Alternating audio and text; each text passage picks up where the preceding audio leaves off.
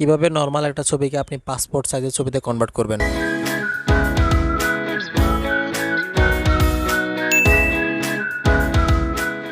আসসালামু আলাইকুম, কি অবস্থা সবার, কেমন আছেন সবাই? ফেসবুক টাইমলাইন স্ক্রল করতে করতে আমার বন্ধুর একটা ছবি পেলাম। ছবিটা পেলে মাথায় একটা আইডিয়া হঠাৎ করে চলে আসলো, সেটা হচ্ছে আপনি মোবাইল দিয়ে কীভাবে দ্রুত একটি পাসপোর্ট সাইজের ছবি তৈরি করতে পারেন।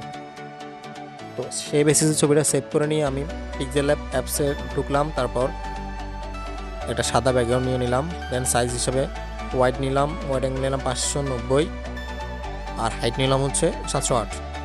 তো আমার ছবি ফ্রেমটা তৈরি হয়ে গেল। দেন আমার বন্ধুর ছবিটা নিয়ে আসলাম এখানে, পরিমাণ মতো ক্রপ করে নিচ্ছি যাতে করে সাইজ অনুযায়ী বসানো যায়।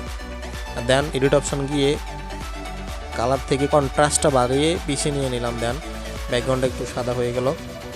অ্যান্ড দেন এখান থেকে ইরেজে গিয়ে শার্টের যে অংশটা, ওই অংশটা আমরা কেটে নিচ্ছি। এই অংশটা ব্যবহৃত হবে না।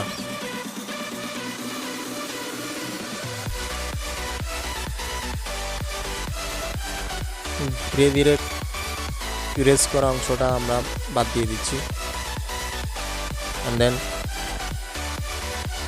একটা স্যুট নিয়ে আসবো, যেটা আমি আগে থেকে নামিয়ে রাখছিলাম। অ্যান্ড দেন সাইজ পরিমাণ মতো বসিয়ে নিলাম।